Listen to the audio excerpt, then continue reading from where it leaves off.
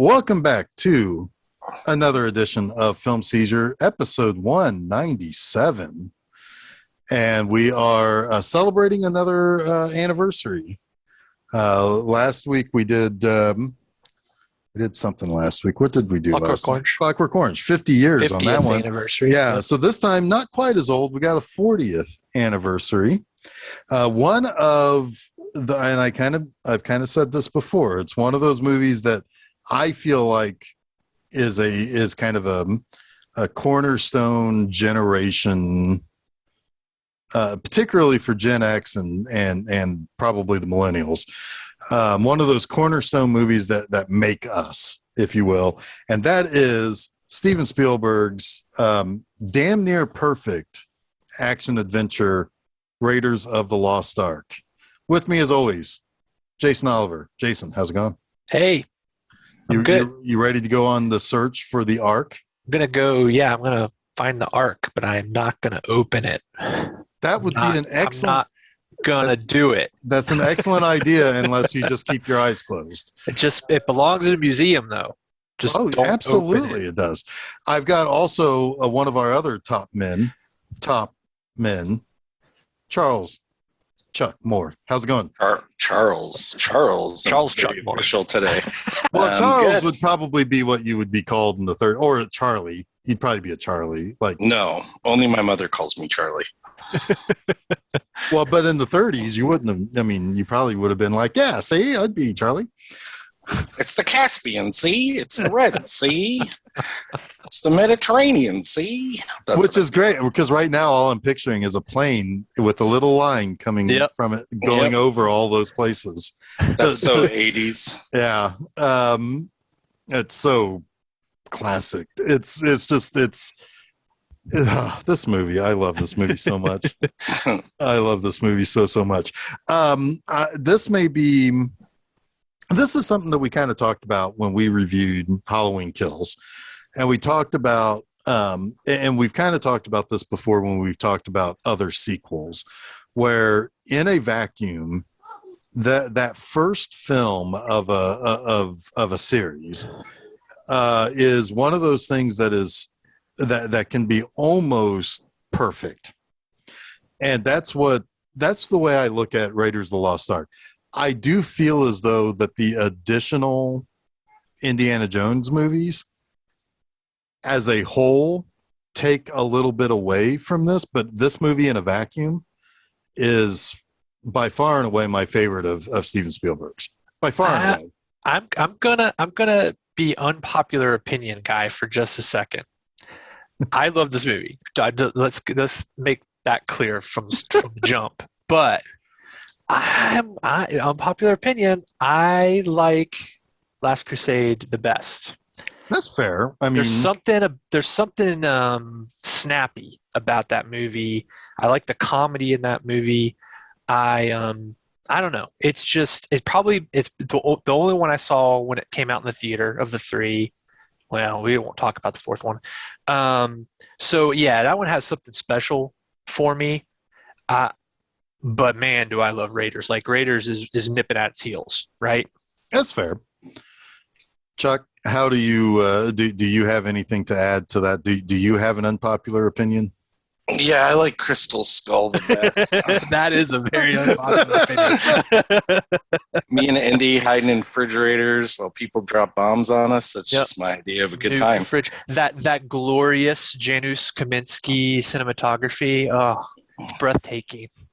Honestly, Raiders is got to be my favorite. There are parts of the second one that I like a lot. And I really like the addition of short round, right? Yeah. I almost got confused and was thinking of a Bond villain. That would be a Bond. Yeah, that would be a Bond villain name though. Data. Short round. You're thinking of Data. Yeah, well, I know it's Data, but I think this. But not Lieutenant Commander Data. There's no time for love. I'd be Jeff. saved by go my now. pinches of power. No, I think I like Raiders the best. The latent Asian racism of the 80s. Oh man, I mean, yeah, we could probably fill a whole month of everything from this or from Temple of Doom to something like Big Trouble in Little China to well, I mean, we have already covered a little bit in Gremlins. Maybe it's a Steven Spielberg problem. I don't know. It might be. But I was also thinking like, maybe like Low Blow, there would be some stuff in there too. Oh my God. I will not. UHF. UHF. Yeah, a little bit. Although I assume, Jeff, that you saw this in theater. Did you see this in the theater, Chuck? Raiders? I would imagine so. I don't. I would have to believe I did. I don't specifically remember seeing this in the theater like I did Wrath of Khan. Yeah. I don't specifically remember seeing Wrath of Khan was the next year anyway. I don't specifically remember seeing Empire Strikes Back, but I have some sort of a vivid memory of my mom telling me we were going to see it. And it was probably one of those things. It's like she had to take me during an afternoon show or whatever. And like my brothers already went like a week or two before or whatever. So I have to imagine I saw this either in the theater. I definitely know I went and saw Popeye in the theater the year before because I barfed all my Tootsie Roll all over my brother John's jacket. And the people in front of us was very concerned that I was going to dump on them too. So if neither of you remember, if you saw in the theater, then it's safe to assume that you don't vividly remember the first time you saw this movie, but this movie, it feels like it's always been with you. It's always right? been there. It's always been there. Yep. Yeah, I feel. I have seen this movie in a theater. Sure, me too. Multiple times. Yeah. But no, when I was very young, we had gotten a poster from the video store of Raiders Lost Ark, and it was one of those like 36 by 12 like long ways posters, like advertising it coming out on VHS. I had that poster direct from the video store. That would have probably been much after it come out. But I had gotten it. It was on my wall, so it's like, and I was very happy it was on my wall. So yeah, I mean, it's just been, it's always been there. Yeah, it has. It has always, I've always been conscious of this movie. It seems like from my earliest memories. It's kind of a weird thing, right? Yeah. To have a movie or in a character, I think, so ingrained. I mean, I feel like the Indiana Jones movies are more ingrained in me than maybe even the Star Wars movies. Yeah, I certainly Raiders of the Lost Ark. There's something about it that I think appeals to more people than most anything else that has ever been a big pop culture splash, to the exception of one thing, and that would probably be Jaws. Yeah. But like, if you say Indiana Jones, everybody knows who that is. I mean, like that's you could say it, to our parents. You could say it to, strangers on the street. You could probably even say it to people in another country, and they would know who Indiana Jones is.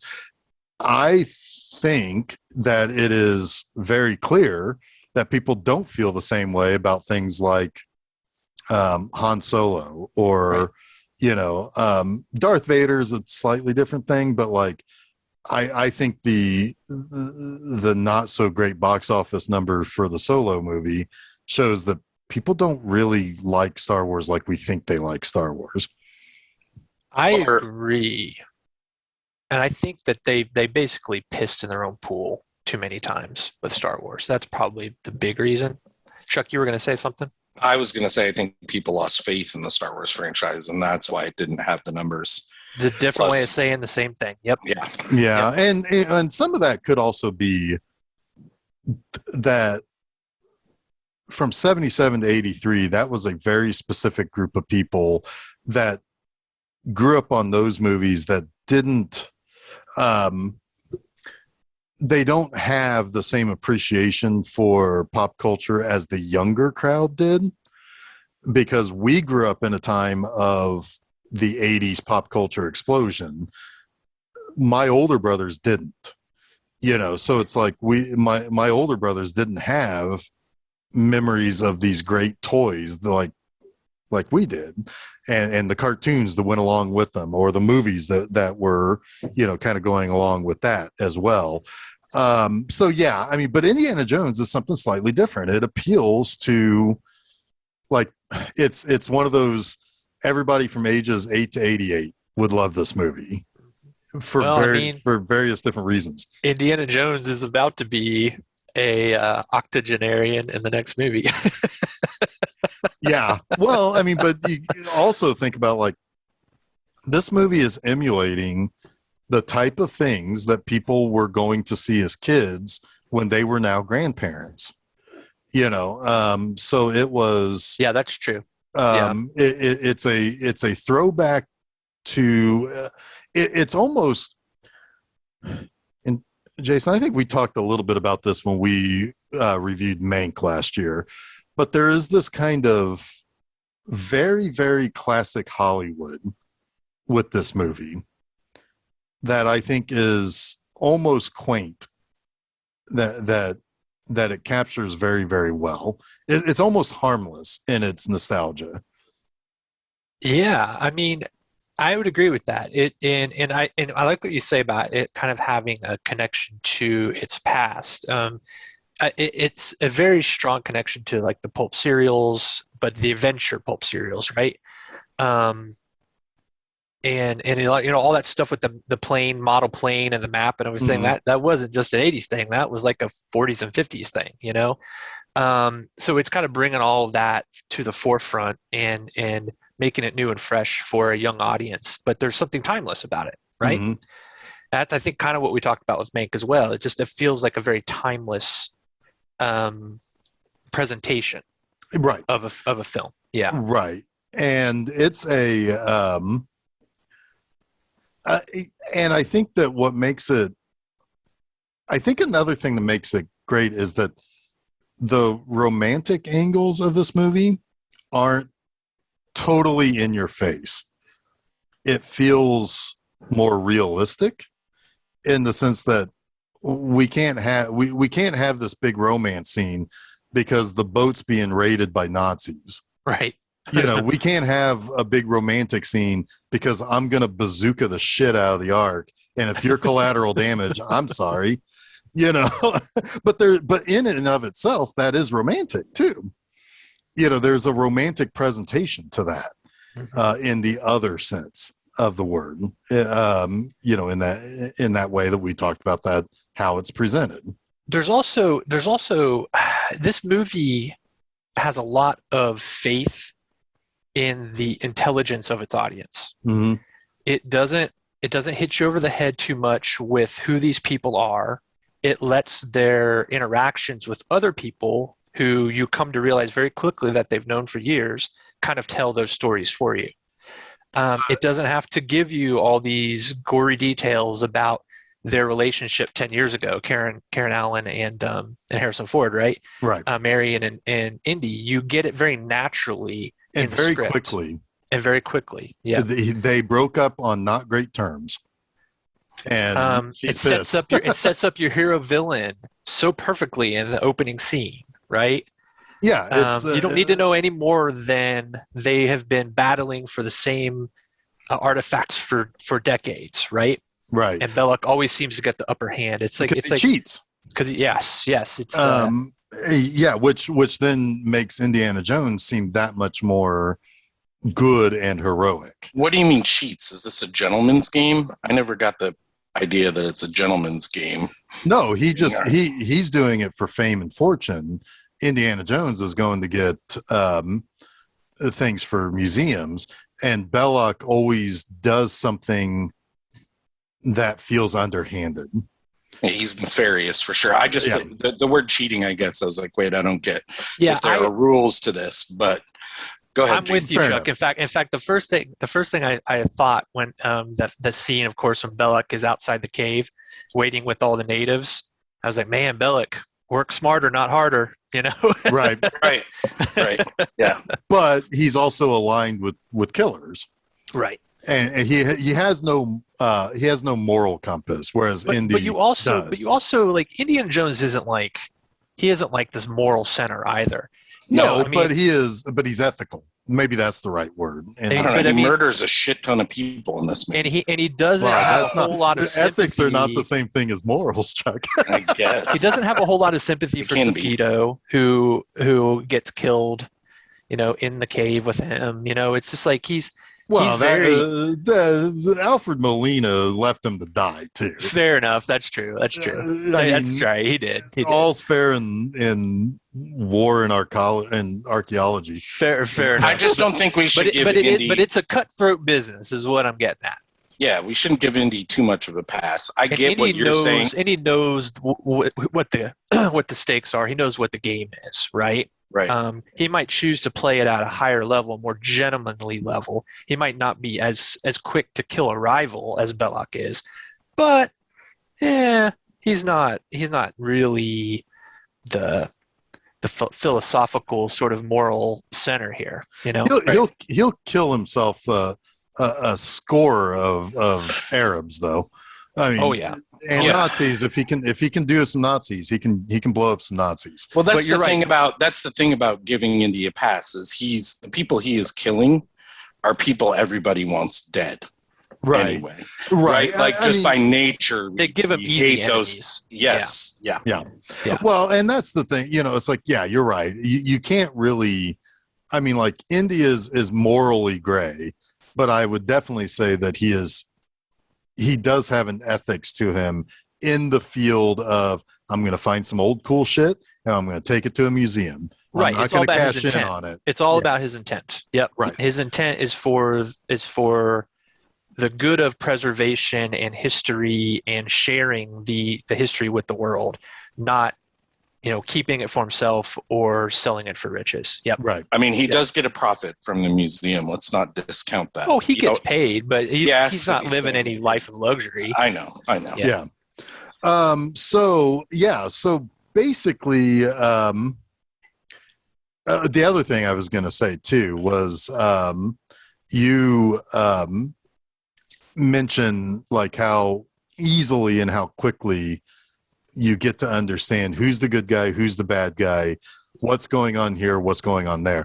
Most of that is done visually, and almost all of that is done with silhouettes or without seeing a face, or it's like the and it's done so expertly in the sense that, like, at the beginning you see Indiana Jones's form before you see Harrison Ford's face.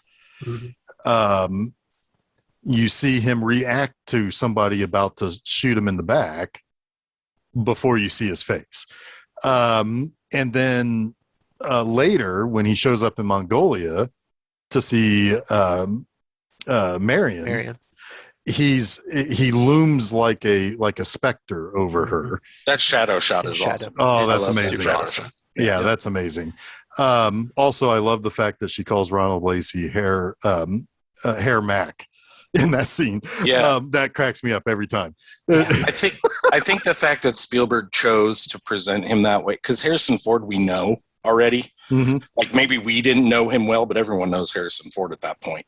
Oh, right? Surely. I mean, he was in two of the biggest movies of all time leading up to this. Yeah. So they show Indy more as a character and how you're supposed to view him rather just attaching Harrison Ford. You know what I mean? And shows him in a way that you can learn him without thinking, hey, that's Harrison Ford. I know this guy. Right. And it makes him more legendary too. He's a historical figure now, not a guy that we recognize playing the next hero or anti-hero or whatever. Right. But it also, when you see him full on, he's not exactly, I mean, he's just kind of a normal guy. He's a teacher, for God's sakes. It's like he's hardly Action Man. First time you see him, he is Action Man, but I get what you're saying. But by the time you see him, it's like, oh, this is kind of an everyday Joe. He's got scars on, he's not, he's scruffy. He's not, he is not as well put together as the silhouette may have led you to believe. Oh, fair. Yeah, he's been through it. He's been dragged through the mud a little bit. Well, yeah, it's what's he say? It's it's not the years, it's the mileage. Yeah. Yes. Oh yeah, damn, that was later. I had that one written down. Yeah. So yeah, this is this is also an extremely well structured movie. Mm-hmm. You have action scene to begin, puts you right into it. And that action scene is, I mean, iconic. Yeah. It's been parodied and copied countless times. I would argue that the way this movie ends, coupled with the way that this movie begins, is the reason why it was a Best Picture nominee in '81. Because it does not end heroically. Right. It ends karmically. It ends karmically instead of heroically. And it is. And that's an interesting point because Harrison Ford never really succeeds at anything in this movie. Not really. He's the one that finds the arc. I mean, he does succeed in that, but to his own detriment. He's not the victor in this. Yeah.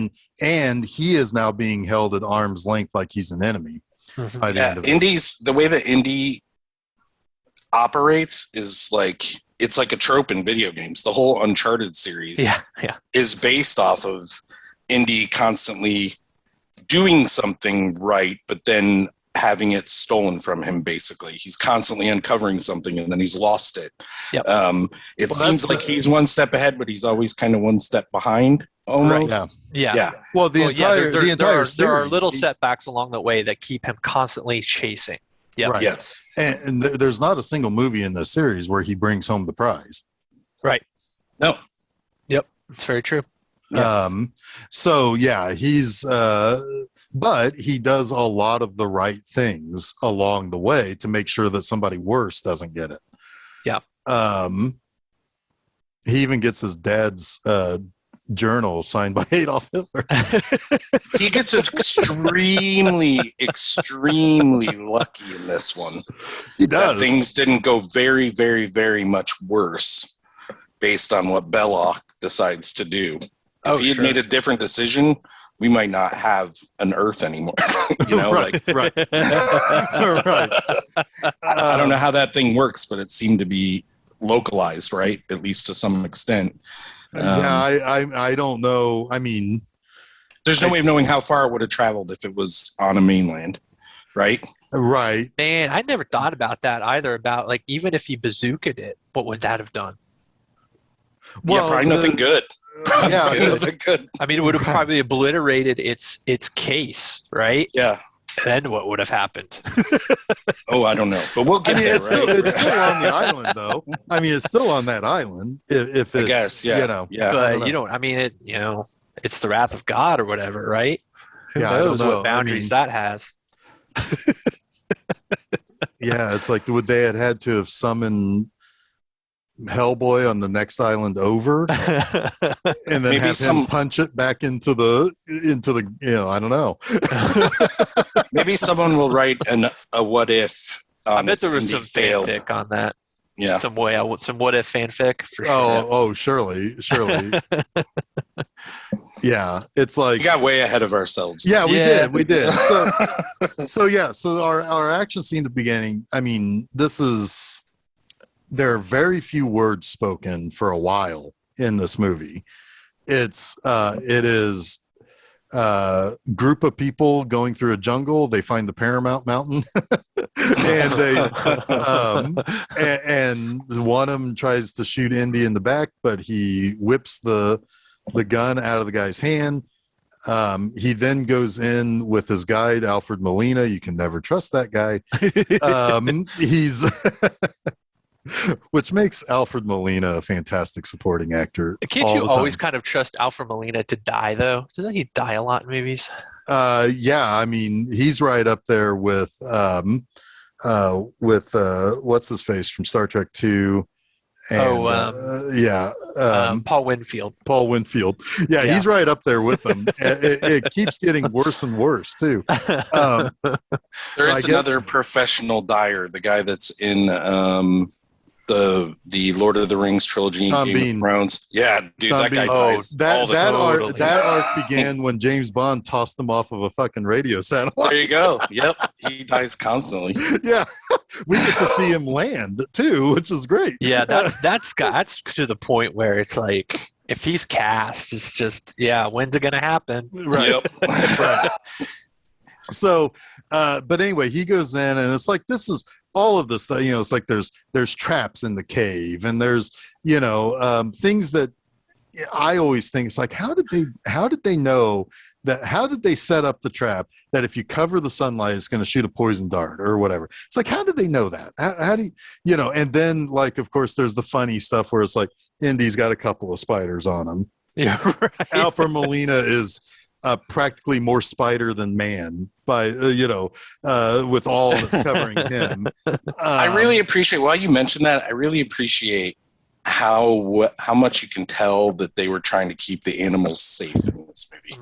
Mm-hmm. Yeah, even they're just brushing them off. They're not even, I don't think he's really brushing them off, but the way it's edited, I think it looks like he's brushing them off, but he's not. So they were very careful. And having seen a lot of movies lately where animals do get injured in these old, Rene Cardona Jr. films and stuff like that, it's like, I'm really glad to see these animals being treated well. But, and they had a lot of animals in this movie. Yeah. And I love the spider thing, how it sets up the joke later with the snake, right? Yeah. It's like, spiders, no big deal. There could be billions of them, not scared at all. One snake, and Indy's freaking out. It's like, I hate snakes, Jock. I hate snakes, Jock. What was the name? What was the name of the snake? Birch. Oh, damn it! I wrote it down. I thought, but I didn't. I know the dude's name is Reggie. Reggie. Yeah. Reggie and Jock. Yeah, Jock was his name of the pilot. Doesn't that feel like a character that should have come back? Yeah. At some point in either this movie or the series, and never did. Right, because Jonathan Rhys-Davies comes back later on. He does. Yeah. Yep. Jock just feels like he feels like a character that you're going to get to know. And then, he feels like Sully, kind of. In the Uncharted movie and Uncharted games. Yeah, but then he's just gone. Yeah. Although, funny enough, that character was kind of given a second life in the theme parks. Really? Yeah, I think there was a bar in the theme parks named after Jock, and interesting. And, so you could kind of go to the Indiana Jones themed bar, and it was owned by that character. I love it. Yeah. Nice. I bet they had nothing but tiki cups in there. I never went. I never went to the bar. I don't. But I remember seeing it, and I remember the Indiana Jones stunt show at. It was MGM Studios at the time. I remember that. I remember the commercials for it at the very Man, it was fun. Yeah. They did like the opening scene, right? They do the scene with the plane and the fight, it's great. And they do like this pyrotechnic sort of explosion simulation. It's that's awesome. what I remember the best from it is the do they grind up a bald German every day? Dude, I think if I remember correctly, they do the effect. Like, I think you might go down a trap door or something, and streamers come out the back of the propeller, if I remember correctly. Oh my god! Like, I believe that they kind of do the effect. Yeah, that's kind of awesome. Yeah. So hey, I could be making that up in my brain. That would have been like 30 years ago. But yeah. This movie doesn't have a lot of restraint with that stuff either for a PG film, right? Yeah, it's mostly bloodless, but so when they don't want to show you stuff, they show you blood instead. Yeah, that's true. That's true. Yeah. Like, they'll show you the aftermath. Yeah. Yeah. But they don't ever show you both in at the same time. Yeah. Right. Yep. Yeah, because he shoots that one guy with the sword. It's bloodless. Yeah. Yep. Which makes it that nothing. Yeah, it makes it that it gives it that classic feel again. Yep. But anyway, so he goes in, he finds the little it's probably like opal fertility idol or something. Oh yeah, okay. And it's a weighted thing, so he can't just take it because it would set off the trap. So he's got his little bag of sand and he weighs it out, and it's all tense and it's whatever. And he puts it on there, and of course he doesn't do it quite right. it sets off all the traps. And of course, there's a big giant. I'm sorry, I got to intercut. I cannot watch that scene anymore without thinking of the UHF parody. Oh my God, yes. Where he's just like, fuck it, and he just grabs it. Right, yep.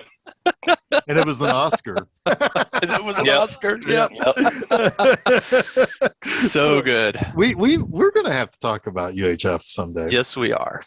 We've said that many times, Jason. We've had 3 movies now at least that I can remember that we've mentioned UHF doing a spoof of. One was Badgers. We don't need no stinking Badgers. One is this, and then I can't remember the third offhand. If I do that we've covered, I'll mention it. I just can't remember. I'm sure we have. I mean, God, that movie parodies everything. Yeah. It's one of the last truly great parodies. I'm going to let you talk about the movie, Jeff, for a little bit. I'm going to shut up, and I'm going to look at UHF parodies, and I'll get back to you. Okay, fair enough. So he... it sends the big ball down the thing. He's chased by the ball.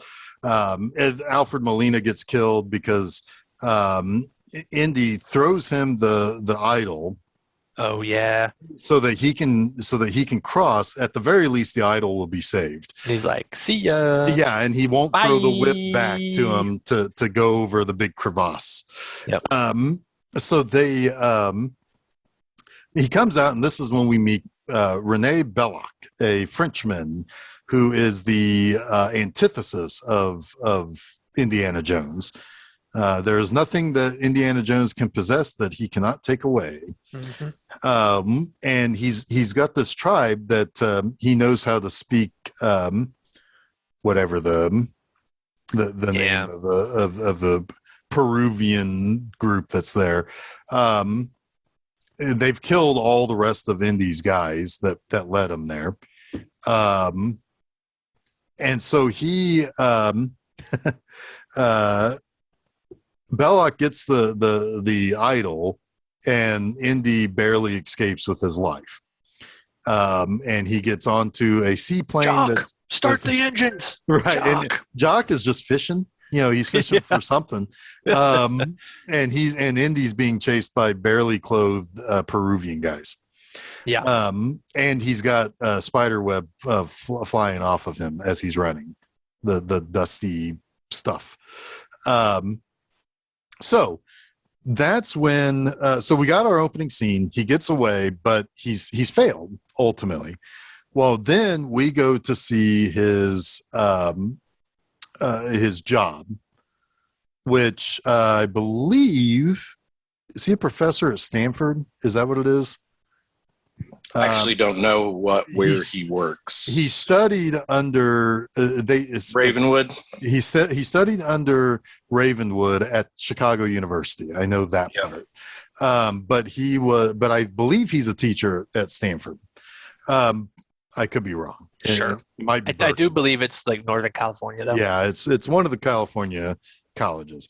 But anyway, he could be like UC Berkeley even. Yeah, that's what I was saying. It could be Berkeley or Stanford, one or the other. Yeah. So he gets most of his class is women, which is hilarious. I love that scene. There's one guy staring lovingly at him. And there's one guy there to learn about archaeology. And one girl has painted "Love You" on her eyelash or on her eyelids. And that trips him up when he realizes that, but he gets approached by his buddy and this is pretty curator. Much the only exposition in the entire movie happens right now. Yep. It's the only scene where Indiana Jones is seated and not drunk.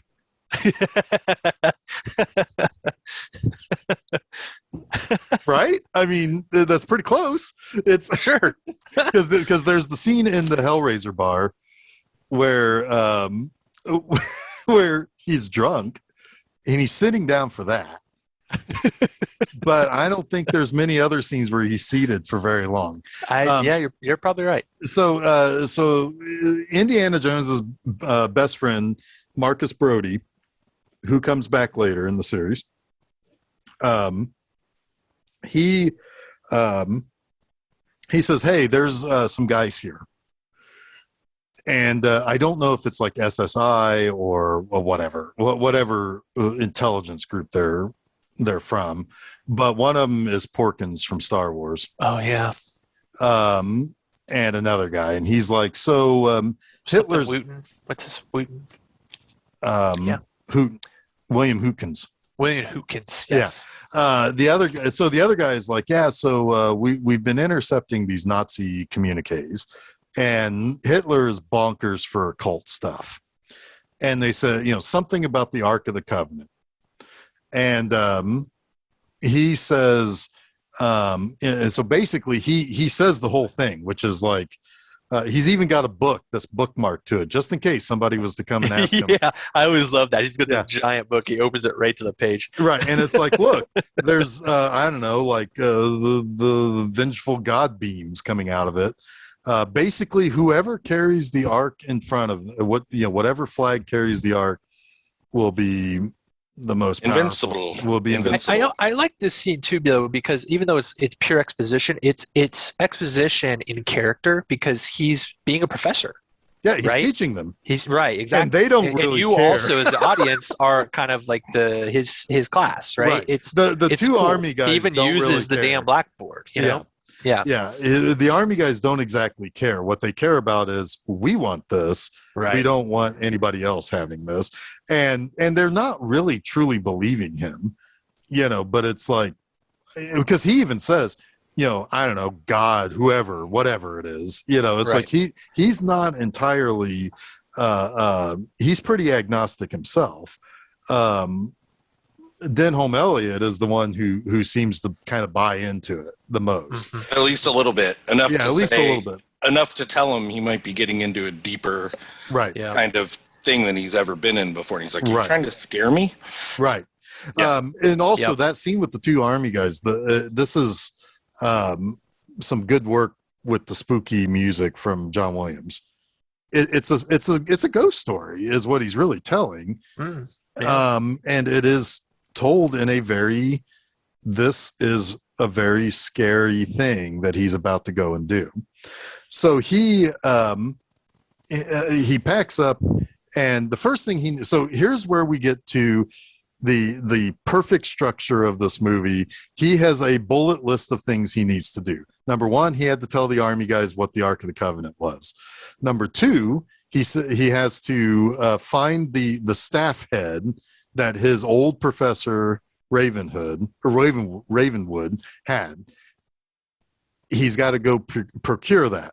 Then he's got to take it to Egypt and meet up with another one of his friends, Salah, and find out what the markings are, so he can know exactly how tall the staff must be. Next, he has to find the map room. He has to 5, stand there at the right time. He has to 6, dig up the Ark.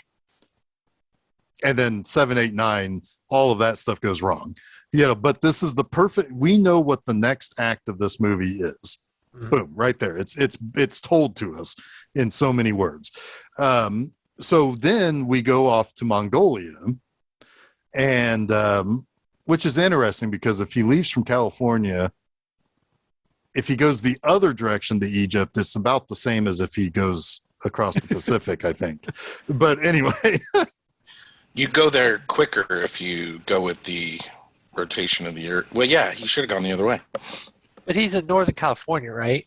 Yeah. So, I don't know. I think it'd be quicker to go across the Pacific. Yeah, because, the Earth would also turn that way, too. So, but anyway, so he... Yeah, it turns the opposite. It goes east because the sun comes up, and he's flying the same way as the Earth is turning towards. Yeah. Oh yeah, he is. Okay, I was thinking he would be going against that way. He would be going against the grain if he went east. Yeah, you'll save time that way. A little bit. Yeah, a little bit. Yeah, he might be even getting in a damn time machine. Definitely getting in a time machine. He's flat earthers would say all of that's wrong. Anyway, so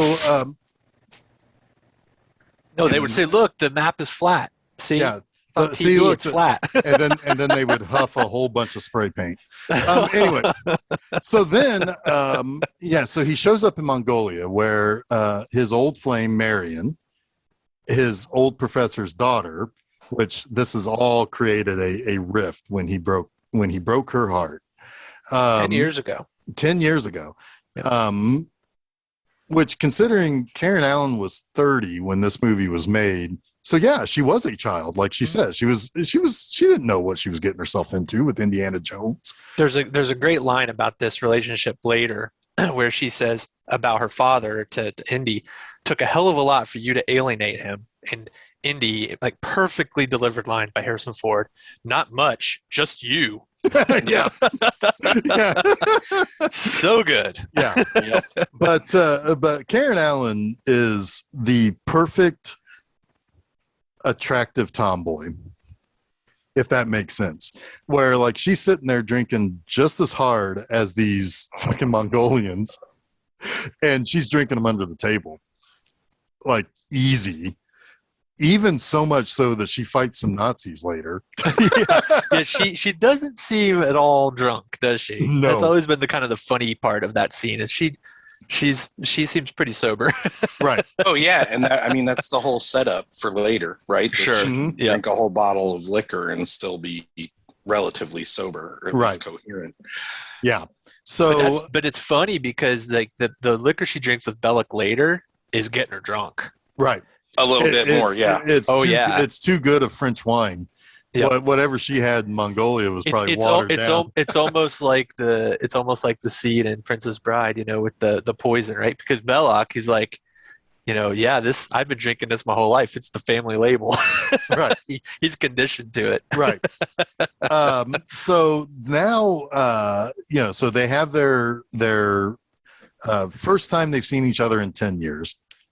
And Indy's trying to tell Marion, it's like, this medallion that your dad had, I really need it. It's really, really important. I'll give you $3,000 for it, which in 1936 that's no insignificant amount. I think wasn't it 5,000? I think it was 5,000. Well, he gave her 3,000 on the spot. And two more. That's right. When they got back to America or whatever. Yeah. So yeah, he gave her $3,000 on the spot, which she just puts in a cigar box.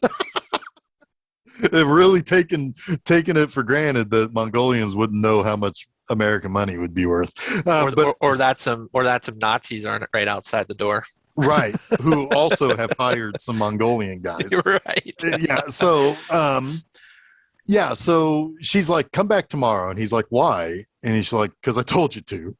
It's like not giving him any quarter. So he leaves, and next, our next shape that we are introduced to is Major Arnold Todt, which is Ronald Lacey. I don't know what else Ronald Lacey's done. I will never not know him as this guy. He's awesome. The Man in Black. He's awesome. 100%. So he comes in and he's like, basically, it's like, I sure hope you didn't give Indiana Jones what he was looking for. God, there's a great line here. So Marion says, I don't know what you're used to, but around here, in my place, I call a shot, something like that. Yeah. And then he's warming a poker in the fire, and he says, let me show you what I'm used to. Yeah. And he pulls the poker out. It's like, fuck, that's scary. Yeah. And it's in that really evil like accent of his that he's got going. It's like, oh, it's sinister. Yeah. Everything about this guy is sinister. He doesn't have much emotion except for to hurt people. He's the perfect Gestapo character, Oh yeah. And damn it, if it's not true, and I learned very early because of this movie, there are no better bad guys than Nazis. Oh, for sure. And I would take any other, like, Jeff, you can be mauled by a werewolf or you can join the Nazis. It's like, give me the werewolf. If I'm lucky, I become a werewolf. If I'm lucky. And then I can go after the Nazis at that point. Yeah. It is true, though. They're like the only real villains we can still use anymore. Because like the Cold War, we can't like use the Russians much anymore. Fucking Chinese business interests have too much investment in Hollywood films to make them the villain anymore. You know, Joe like Bob, you can't go after communism anymore. You can't go after communism anymore. Maybe you can go after North Korea a little bit. Yeah, that's about it. How does Joe Bob disagree? Rednecks. Yeah. He has a whole show about That's it. True. We watched together. That's very true. That's true. You could still use the redneck as They your saved Hollywood. They did. Yeah. Yep. Yeah, that's true. But I mean, that is true. That is the whole thesis, wasn't it? Yeah. But as an organized group, it's the Nazis, and I don't think the Germans are all that upset if we continue to use them as villains. But so so basically this whole thing ends up starting a fire as Marion struggles against being burned by the poker, but Indiana Jones comes back, and it's the poker that starts the fire. It gets whipped out of his hand, and it ends up next to a curtain. Meanwhile, the whole thing that Indiana Jones is looking for is the medallion that Marion wears every day, which that's a lot. That's a Mr. T level medallion. Yeah. So she's left it and hooked it like on this table, and it's starting to get hot because it's being burned by the fire. And evil Nazi guy goes to reach for it, burns his hand. He takes off running for the snow. I love the way he runs and jumps out the window. It's like almost at 1.5 speed. Yeah. Like, it looks like an old movie being played. 100%. It's kind of fun. Yep. Or an old sports clip, I guess I should say. Yeah. Yeah. So, but Marion grabs it with cloth as the whole place burns down. She's like, well, until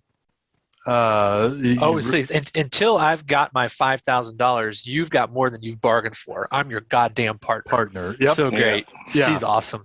And so they take off no time for rest, Dr. Jones. You got to go out to Egypt, where they meet up with John Rhys Davies, one of the most jovial supporting characters in any movie ever. Oh, so good. Yeah. Sala is an old friend of Indiana Jones. Indiana Jones has friends all over the place. And there's also a little monkey that has joined. And Sala is an old digger. He's he runs excavation crews. Right. Yep. And so that's important for somebody like Indiana Jones, who's the guy who can find things. He needs a team that can dig it up, and Sala provides the muscle. So so they go, and he's, it's like, okay, so here's what we got. We got this thing. We need to go to Tanis, which is the old city of the dead, I believe, in Egypt. Maybe. I don't know. I for some reason I always thought the Tanis was the city of the dead. I could be wrong. I think that's what the Nazis discovered, though, right? They discovered the location of the city. Yes. That's where they found the map room in the city of Tanis that will point to where in the city the Ark is kept. Exactly. So the Nazis have found the city, but Indiana Jones has the important piece of the map. Right. Now, what they don't realize, because the inscription on one side of the thing basically says that the staff that needs to be used in the map room is essentially 2 meters.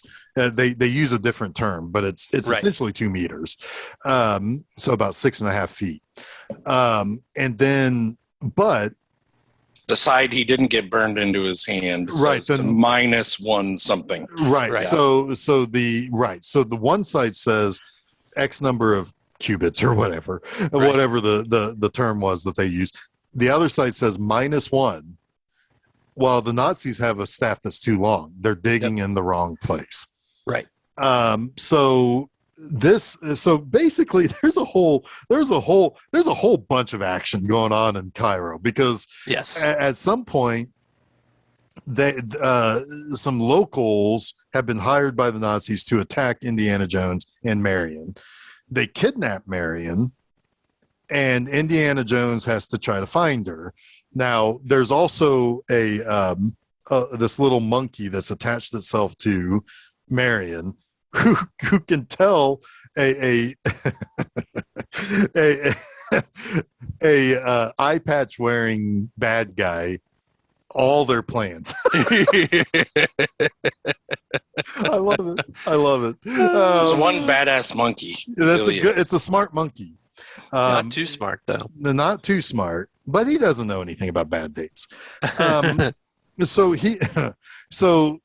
basically this monkey is spying on them for the eye patch guy, which then every time she tries to hide in a laundry basket, the monkey reveals that she's there, and so they take off with the laundry basket. And then one of those great shots where Indiana Jones is going to go, he knows that she's in a laundry basket because he can hear her screaming as two guys are running off with a laundry basket.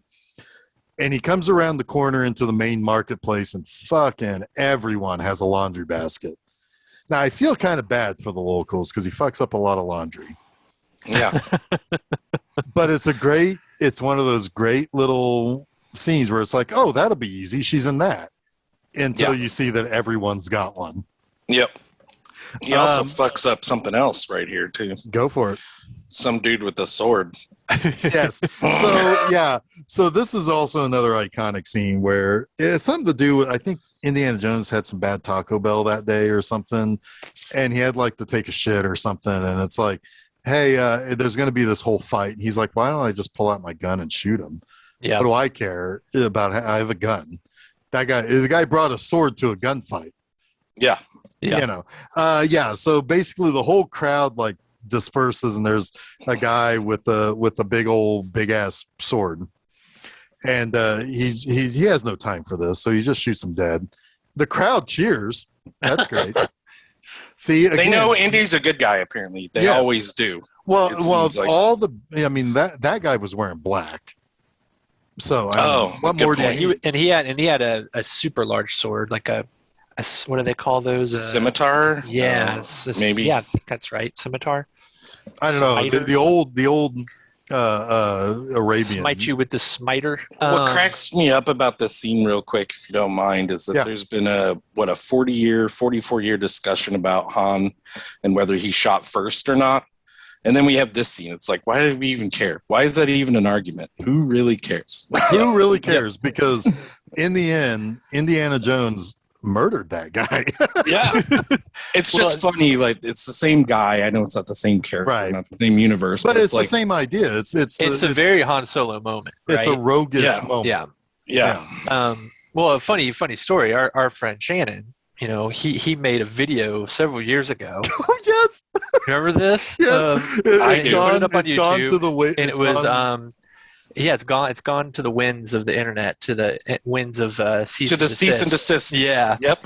But it was Indy shot first, right? I think is what he named it.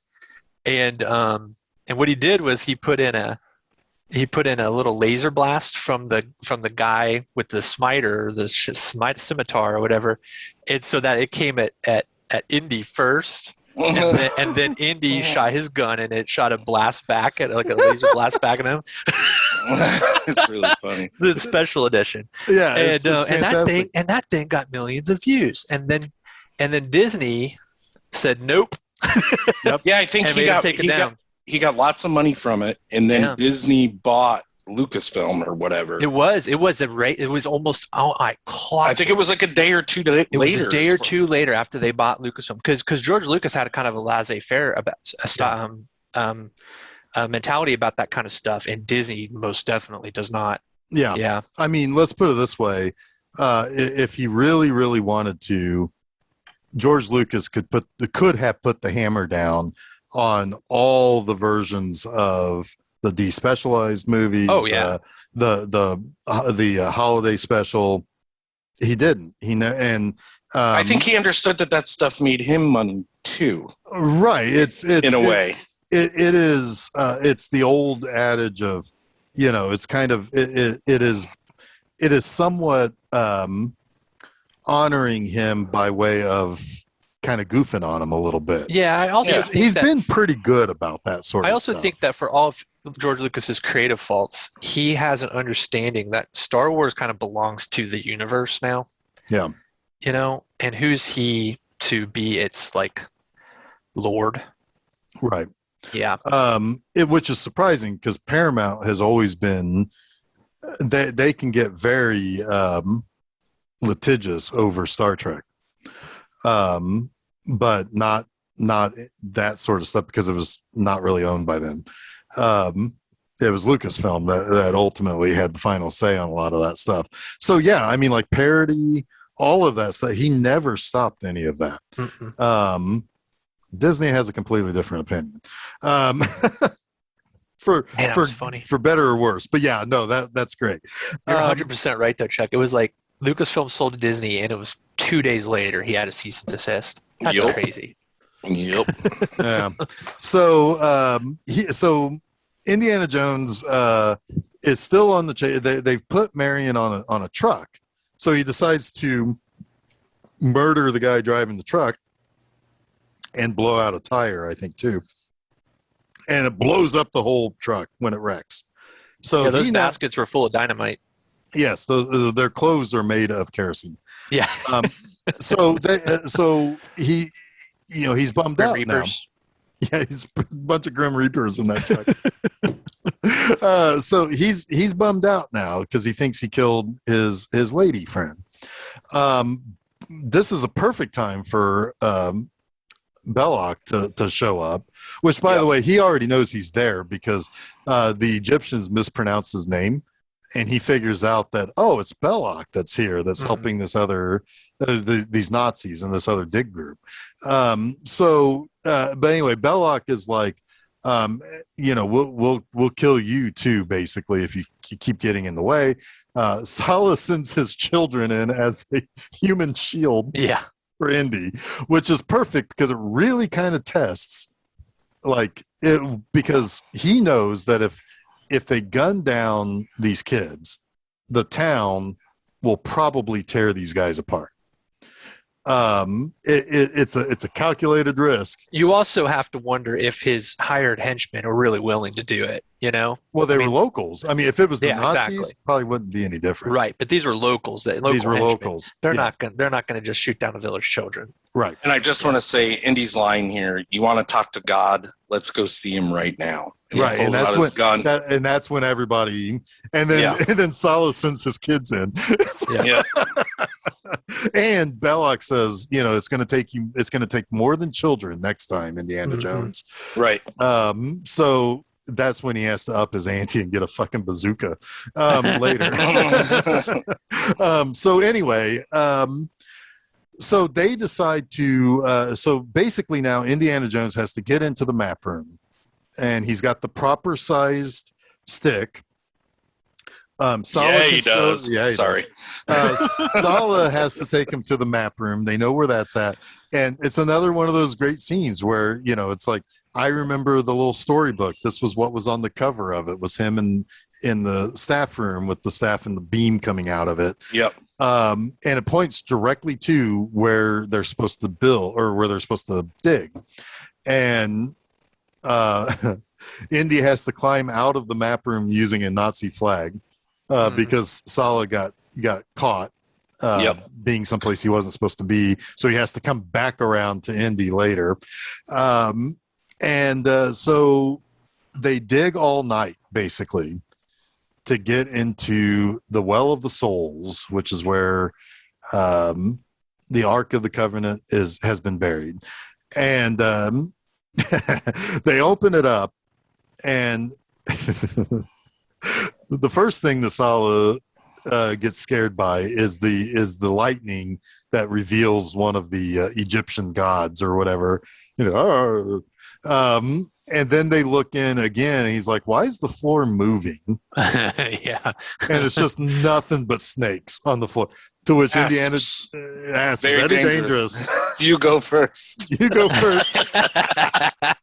I love it. And Indiana Jones is lying there and he says, snakes. Why did it have to be snakes? Snakes? So they go down. They're able to use torches and stuff to basically spread the snakes out. And they get into the room where the Ark is being held. It's being held in a block, basically.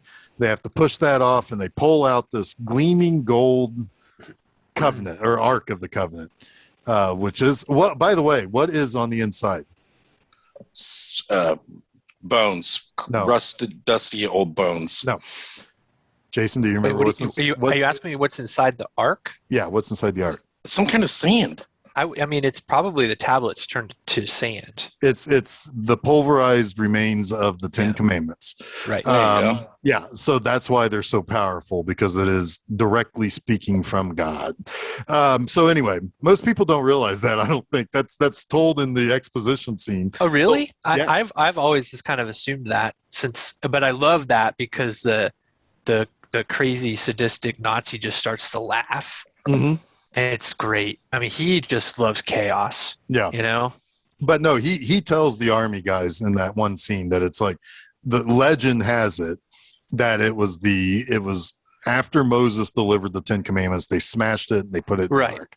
Well, yeah, Moses smashed them because he was angry that his people were worshiping the golden calf. Yeah. So he was like, you've already gone against God's commandments, and he smashes the tablets, and then they're put into the. Now, History of the World Part 1 taught me that there were 15 commandments, and he dropped one, and it turned out to be 10 at that point. Yeah. So what's he do? They smashes them and puts them into a golden Ark. Right. Basically puts them in the golden calf. Right. So it's the Ten Commandments. That's why it's so powerful.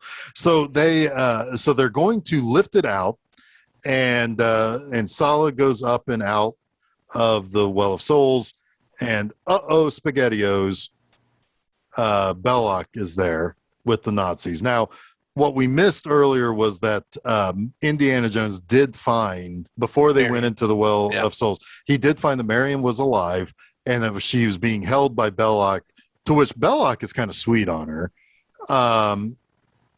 But Indy decides to leave her there because if she disappears, it'll create too much of commotion, and they still got to go dig up the Ark. To which she's pissed about. She's super pissed. Yeah. She has a great line, actually, when they kidnap her earlier, when she's in the basket. Oh, yeah. What does she say? She says, let go of me, I'm an American. You can't do this, I'm an American. Yeah, that's it. Yeah, that's a very cheeky line. Right. So she, so they decide, but not Belloc, the Nazi commander, decides that we're gonna toss Marion in here, which Belloc is pissed about. But it's like, hey, at least you're going to be with, your other American, that's here, you swine, or whatever a Nazi would say, probably something like that. Probably. Anyway. He's like, Ach lieber Augustine, alles kaputt. And then that's it. Yeah. So he tosses her, and they have to fight, and they close the Well of Souls. So now they are trapped in there with all the snakes, no prize. And the torches are going out. Mm-hmm. There's apparently this is also where Poltergeist happens, because there's a bunch of dead bodies down there, which is great. I love Steven Spielberg dead skeleton bodies, because he always leaves in the one thing that would be the first thing to decompose, which are the eyeballs. The eyeballs is what makes this scary. There's a funny moment too that we missed with what's the creepy German's name again? Tot, yeah, with him when he comes into the tent where Marion's being held with Belloc, and he's gonna interrogate, because that's how they find out where the Well of Souls is. Kind of, sorta, they figure out where he is, because I don't know how Marion. Well, she's forced to tell them that Indiana Jones is is out is here there somewhere. Yeah, it's kind of I mean, honestly, they were just the other hill, like 100 feet away. But it's implied that when he comes in, he intimidates her into telling them information that allows them to figure out where Indiana Jones is. And yeah, it's just the fact that he's there, I guess, is enough to raise the alarm. But there's a funny moment with this. I always liked ever since I was a kid with the looks like nunchucks that he's got, and then it's got a third segment to it. This long, slender kind of black metal or whatever. And then Marion gets scared and she hides behind Bellic. And then you see him put it together, and it's a coat hanger. Yeah, for one of his lackeys to hold his coat. Yeah, there's no hook on it. Such a great scene. Like it emphasizes how scary this guy is. That even his coat hanger instills fear. Yeah. So So now, So they're in there, and they have to try to figure out a way out, and. Indiana Jones is going to try to climb up one of the Egyptian cat god statues, but that breaks and it falls over. And I think that's what reveals all the dead bodies and stuff. But what they ultimately find out is that there's just the back door. They just push a block out that's been there for 5,000 years. Just waiting to be pushed out, and they're out, which is great because it's like you have all the action there. It's a good action scene in there. Yeah. And it just ends so almost. It's almost like don't worry about how they get out. The action scene is everything you need. And it's sort of that like failing upward. Yeah. Right. Yeah. That right. Makes Indiana Jones relatable. He's sort of every man. He just gets lucky a lot, Right. But now we get to not just one action scene after the next. Yeah. Yeah. Because now they find a plane to which they go over to the plane and they start beating up the Germans over there. Everything from the plane through to like the chase. I mean, that's a long action scene. The whole second act is an action scene. Pretty much. So they go over to this plane and they start beating up some Germans. Marion gets locked in the plane, but the good news is she's in the gunner seat. So she starts blowing everything up. But she also shoots a hole in the gas tanker. So now things are exploding. There's gas. And there's about to be a big boom, but also Indiana Jones has to fight essentially a heavyweight Mr. boxer. Oh, right? Yeah, like an old timey boxer. Yeah, with the curly mustache. Yeah, and he's just barrel chested, basically. Indiana Jones gets his ass handed to him. He should. As he should. Yeah. But, SpaghettiOs, the plane is spinning around, which means that the propellers is coming back around. Which that's also great, how they, like, dodge all of the propellers and they dodge, Oh, yeah. each other, and stuff. Indiana Jones is mostly trying to run away from the guy. But Indiana Jones gets knocked down. And the guy doesn't know that because the guy wants him to get back up so he can beat on him some more. But Indy's fine. He's fine because here comes the propellers and just slices the hell out of that guy. Kind of a callback in Last Crusade. There's movies like to kill people with propeller blades. Yeah. Yeah, I mean, why not? I mean, it seems like a perfectly gruesome way to go. Indy realizes that the plane's going to blow up, so he's got to go and get Marion out of the plane. So he has to shoot the lock off, which I always thought seemed to be very easy. It's like, but anyway, it doesn't matter because they get out and they go taking off as everything explodes all around them. It's fantastic. But Indiana Jones now meets back up with Sala, and they're like, "Oh yeah, the the Ark is on the truck. He says, "Truck? What truck?" And then he just takes off on a horse. Yeah, I love it. I love it. So what are you going to do? It's like, I don't know. I'm making this up as I go. And then you see him on a horse. Right. He chases down a Nazi caravan on a horse. That's awesome. There's good self-awareness there too. I mean, it's just such a clever script. Like, Lawrence Kasdan really knocked this thing out of the park. Yeah. And this also, when the horse catches up to the trail of trucks that have the Ark on it, there is a really great musical cue, because it's like it's about to ramp up to the action score, and it is ramping up as he's coming down the hill to join the caravan. And it's such a good piece of music. The last time I saw this projected was with the Indianapolis Symphony Orchestra playing the soundtrack. Awesome. That was super rad. That's super cool. Yeah. So, but anyway, this is all the old, like you can find the actual films that they lifted this stuff from, where he's sliding underneath the truck. He's attached to the truck, kind of being drugged behind it. A lot of these people die very, very bad deaths too. I love when he comes up to the first Jeep on the horse, and he grabs the guy on the passenger seat by the chest and just very easily pulls him out. Yeah. like he's a 10-pound dummy. He throws a guy out of a car that's moving forward.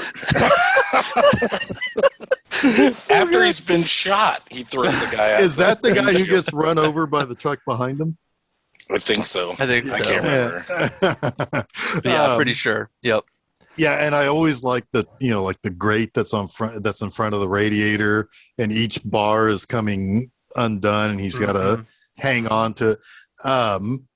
It's great. But he eventually kills all the Nazis. Yeah, and he makes off with the truck. Now, it's a good thing that he also knows pirates, because that's our next place that we're going to. Well, he doesn't know the pirates. Sala does. Sala does. Yes. Yeah. Main pirate guy is George Harris. George Harris. Simon Katanga. Yeah. He has been in Flash Gordon. He was the guy who was going to try to kill Ming. That didn't work out so well. But yeah, he's been in a lot of good stuff. He was in some of the Harry Potter movies. You know who second main pirate guy is? Who? Chocolate Mousse. Yes, that's right. Yes, it is. It's from Top Secret. I looked at it because it's like, that guy looks familiar. I think he should be chewing a cigar. Yeah, drinking gasoline. Gasoline. It's a shame that Latrine is not in this movie, but anyway. So this is our last breather for the rest of the movie. It seems as though they're going to make it to the open sea with the Ark. Mm-hmm. However, they get intercepted by a German U-boat. And it's like, Indy's got to hide. And they actually play this off pretty well, because they find Marion, and it's like, oh, so where's Indiana Jones? And Katanga is like, I killed him basically to take the woman. Yeah. So he's kind of playing up to, the idea is like, oh, the pirate must be a bad guy. And he's like, oh, and the Germans don't have any respect for him, obviously. But he's kind of playing to that a little bit. Totally. Meanwhile, but he plays it almost too well, though. Yeah. Because he's like, leave us the woman. She'll like allow us to make some actual profit on this venture, because basically says they can sell her where they're going. Yeah. And the German finds that repulsive. Right. It's like, of all the things, right? Right. and he calls him a savage, and they take Marion with them. Right. So then, but meanwhile, Indiana Jones is swimming over to the U-boat. Yeah. To which he comes out and everybody's cheering for him, and he's just like, yeah, whatever. And he, yeah, it's like, dudes. But he gets into the U-boat. He beats up a guy to get his uniform. It's too small. Then he gets reamed by a bigger guy, so he just beats him up and takes his clothes. And I like the one punch that makes the hat fly up too. Yeah. Yeah. So now they are headed to some island somewhere. I don't know if they actually unimportant. Just a remote island. Travels to an island in the Aegean Sea. This to me is where it kind of gets a little wonky. It's perfect. In an almost perfect movie, it gets a little wonky here. It's like, wait, what ritual? Like, why? Belloc wants to test it. He does not want it to. He's like, he even says to them, you don't want this to go back to your Fuhrer as a wasted endeavor. But where does he come up with this ritual? Like, where is it written that there's a ritual? Well, I think he's just known about it. Yeah, I have a feeling Somehow. He's read that same book that Indiana Jones had bookmarked. Yeah, he put the dog ear in the page that. I guess whoever wrote it, like, sure as shit didn't know what they were talking about. Yeah. Well, I think his idea is to steal the power or use the power for himself before it goes back to Hitler. And I guess it could kind of be a Last Crusade thing, right? It's like, you're not worthy. And maybe that's the the thing. Work that's the thing that if you were a worthy man. If you were truly pious and believed in the covenant, basically, right? Then it would spare you, and you can use it. But nobody there was of clean spirit, basically. So then you get to not look at it, and it spares you for whatever fucking reason. Yeah. Exactly. Yeah. That's a little muddy. Muddy. I love the fact that this beam of animated ghosts and lightning melts all the Nazis' faces. Love it. Explodes one dude's head. Explodes one dude's head. That's Belloc's head. That's Belloc. Yeah. Love it so much. I love Tote's scream. It's so good. Yeah. Oh man, like, I love all that, but it's just kind of like if you're gonna suspend all the disbelief, it kind of happens here. Well, I kind of feel like all of it. I think it was all told to you in that one scene of exposition that you're gonna have to toss it all out the window if they find the Ark. What you didn't go to Sunday school? Right. Yeah. Fair enough. I mean, I love it. I mean, it's just, if you're going to nitpick at this movie, this is where you could start to pick at the scab. But I still love it. No, you're going to be left with scars. You don't pick at the scab.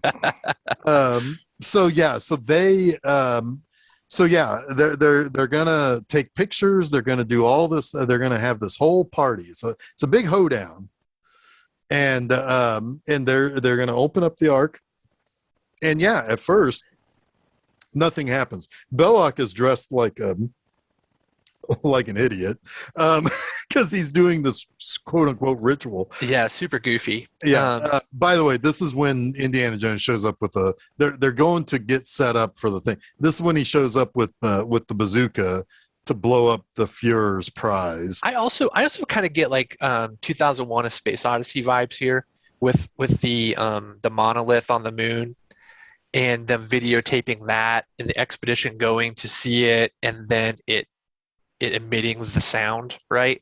It's the what would you call that? Like it's the forbidden knowledge. Yeah, It just I wouldn't be surprised, knowing Spielberg's admiration for that movie and for Stanley Kubrick, if there wasn't some influence there. Oh yeah, and I've already mentioned Hellboy. 1,000,000%.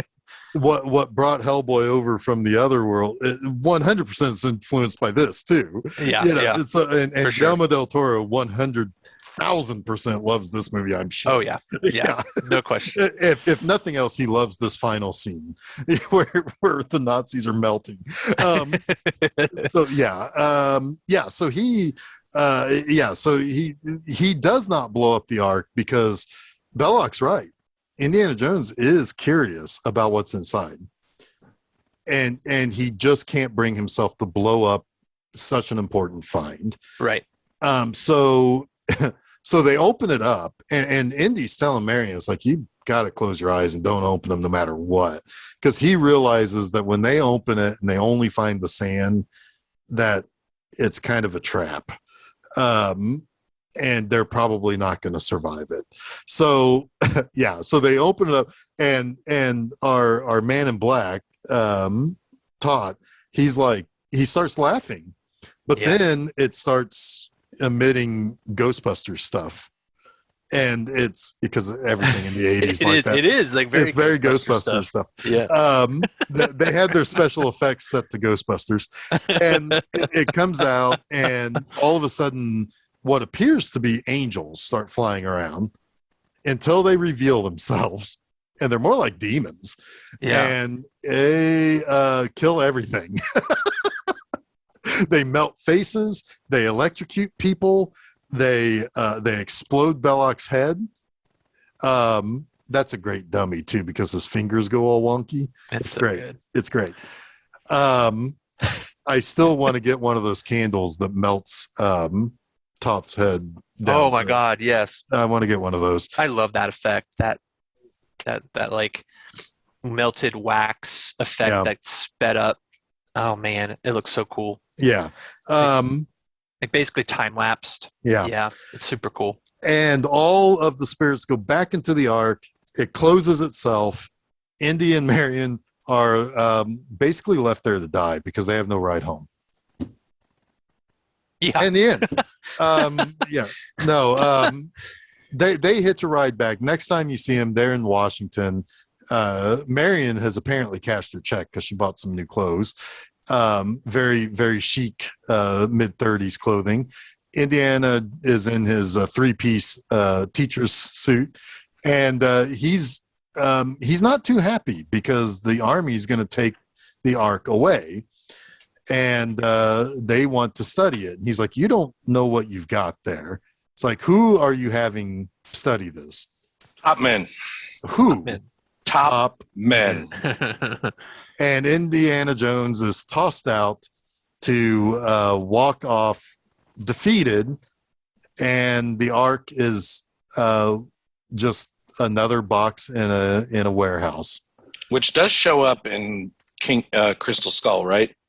I'm just remembering that does show up, right? I know they're at the warehouse at the beginning of Crystal. It's Area 51. Skull. Yeah, it's Area 51, and you see the box. Yeah, it's a nice. Well, it's broken open, and you can see the top of it. You know, like the wings that make the top of it. I like the callback better in Last Crusade, where there's the like icon art or whatever on the wall in the bottom of the church in the catacombs, and the German woman says, "What's that?" And he says, "Ark of the Covenant." She's like, "Are you sure?" Pretty sure. Yeah, that's Allison Doody. She was in. Duty. You said Duty. Yeah, she was Jenny Flex in A View to a Kill.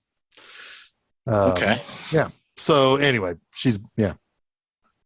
Anyway, so so Indiana Jones goes off to apparently rekindle things with Marion, have a drink on her, which, by the way, Indy, you're not going to win that drinking contest. Don't even start one. Right.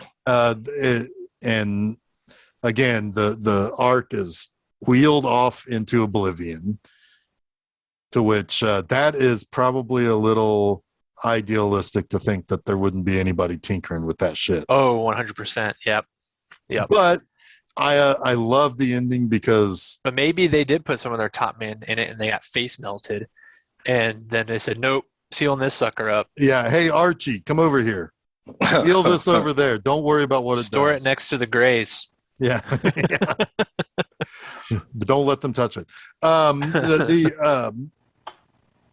I love that ending a lot because it is a downer of sorts.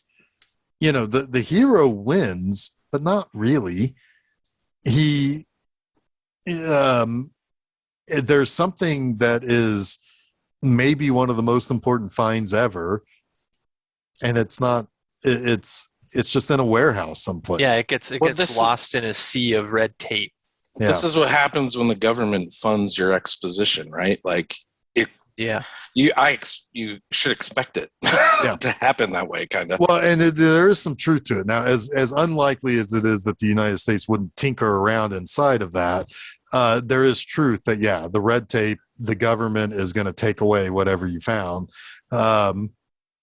And they're not even going to probably let Indiana Jones have the glory of it. It's all going to be top secret, thrown into a box someplace in the basement of some government facility. It's disheartening in a way. But he did save the day. I mean, you can't argue that he didn't. Right. Yeah. Yep. So, but, oh God, I love this movie. It's like, whatever, you can keep your Schindler's List. Smart people. Give me this one every time. No, this is easily my favorite Spielberg movie. I know Jason's is AI, and that's fine. I like that movie. That's funny. I like it too, but I like AI, but that opinion at the time was fueled by bourbon. But I do like that movie. I like it too. It's one of the few movies where I believe that too was shot by Janusz Kaminski. It's one of the few movies where his visual style works in his favor. But no, it's not my favorite. I don't know what my favorite Spielberg movie is. We're talking specifically directed by, right? Yeah. Yeah. Yeah. I don't really know. I mean, I do like this in Last Crusade, but I don't know if I could say that they're my favorites. I've seen Jaws so many damn times. Jaws is up there that. For me, for sure. Oh, Jaws is definitely up there, but I mean, this is, God, I watched this movie a week ago, and I was able to, just talk about it like I saw it just today. I could talk about Jaws right now. So yeah, I mean, that's the one I've seen the most for sure out of all of his movies. Yeah, it's probably Jaws.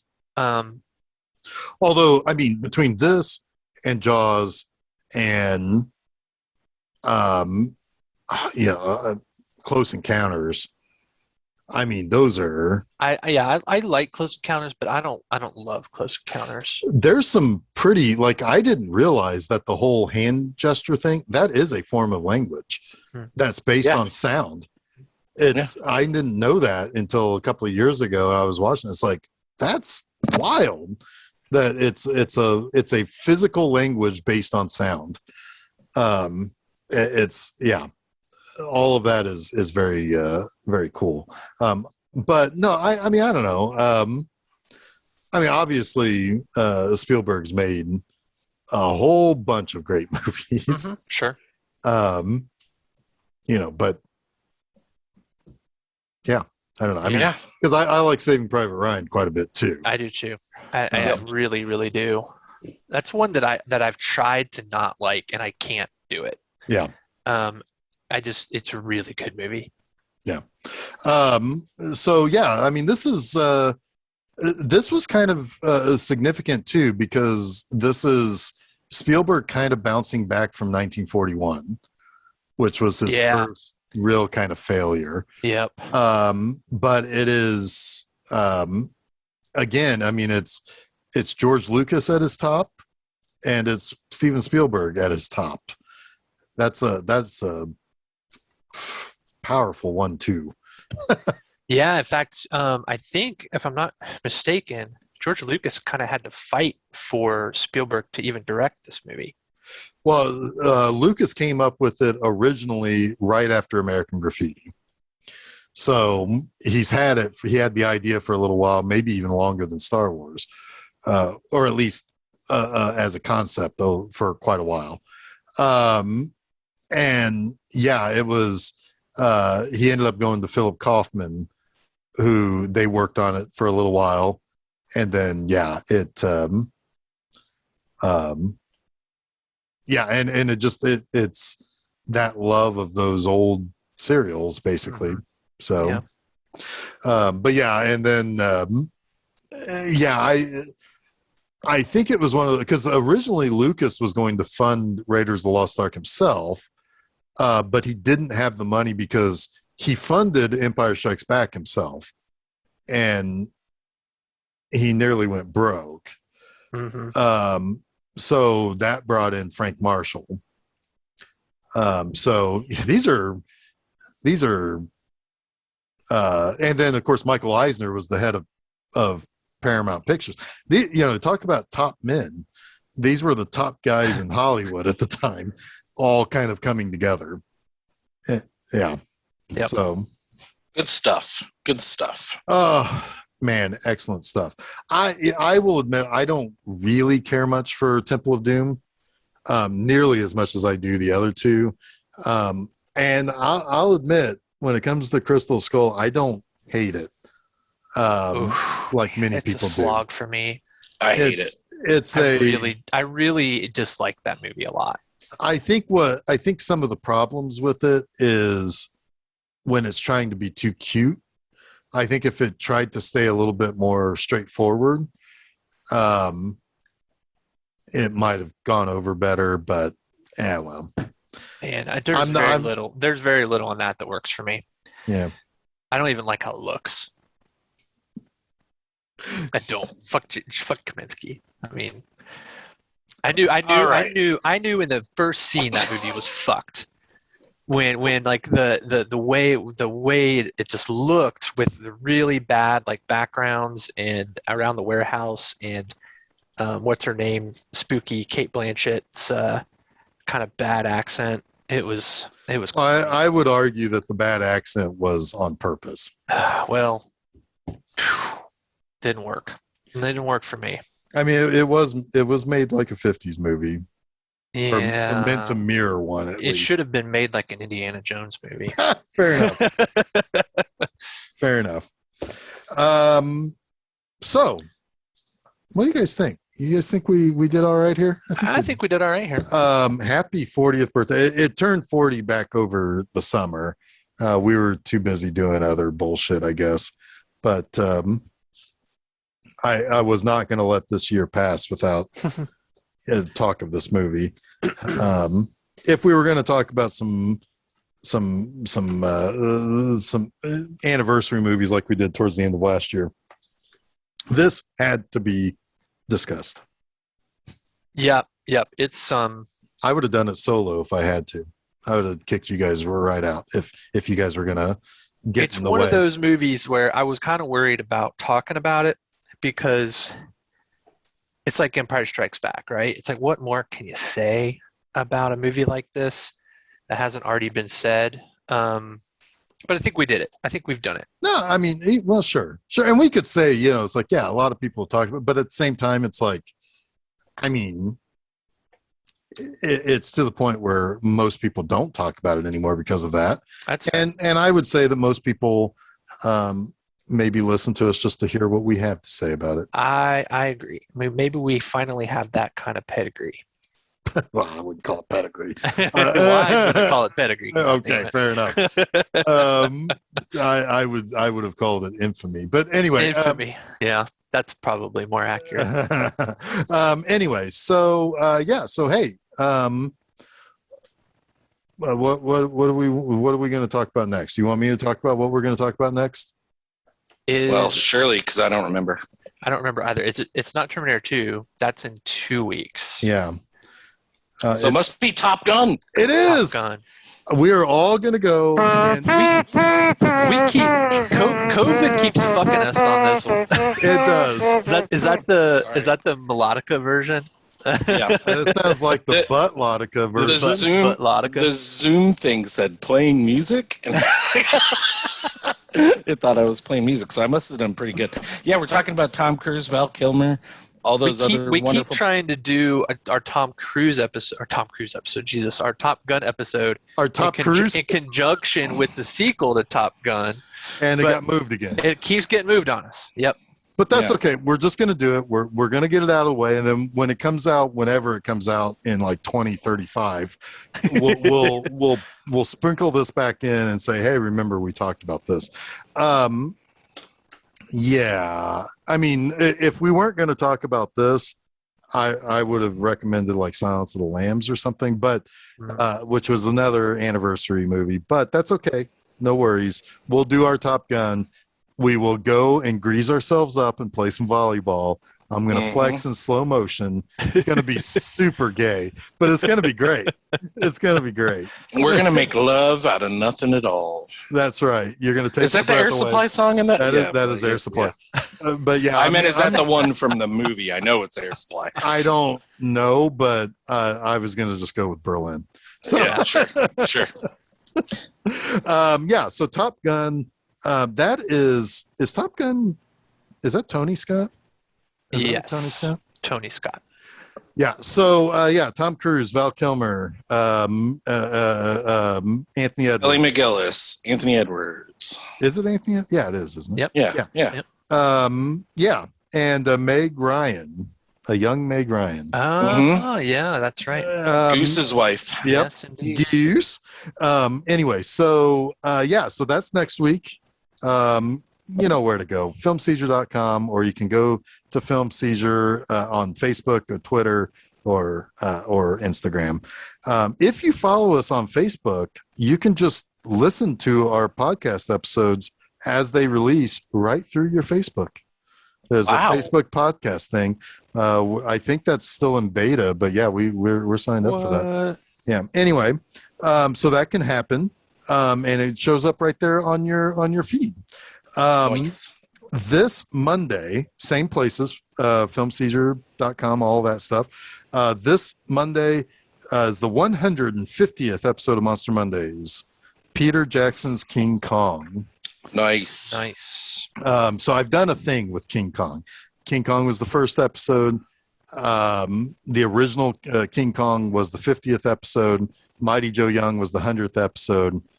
And now we're back to King Kong for 150. It's kind of a big giant monkey anniversary thing. Sweet. You know? So, so that's a gooder. That was a well-spent 3+ hours that night that I watched it. That is this Monday, same places, filmseizure.com, all that jazz. For me, this upcoming Friday is the 296th B-Movie Enema article. It's about a giant crocodile in Australia, and it's Dark Age. Sweet. That's a good flick. That's a really good flick. Great flick. This Saturday, to watch the new episode of B-Movie Enema, the series, go over to YouTube, and I will be talking about the Jodan Baker Great, Mitchell. Oh, yeah. Oh, boy. That's a fantastic movie, too, in all the opposite ways of the movie that we talked about today. Boy, oh boy, it's great. I love Mitchell. Anyway, tune in for that. That's on YouTube, the B Movie Enema channel. Guys, yes. I think we can wrap this up for the week. We can put the Ark back in the warehouse. Maybe we'll talk about it again someday when we're so old that we've forgotten which episodes we've done. And we bring this one back out again. It's not the years, it's the mileage, Jeff. Right. I was going to say, much like Harrison Ford, who gets brought out every now and then at a very old age. Is it now the years and the mileage? Oh boy. Yeah, it's all the mileage in the skidding airplanes every time he tries to fly one. Anyway, that was mean. Anyway, okay. For this episode of Film Seizure, I bid you adieu. I don't think I said that right. I am Jeff Arbuckle. I'm Chuck Moore. I'm Jason Oliver, and you have been listening to Film Seizure.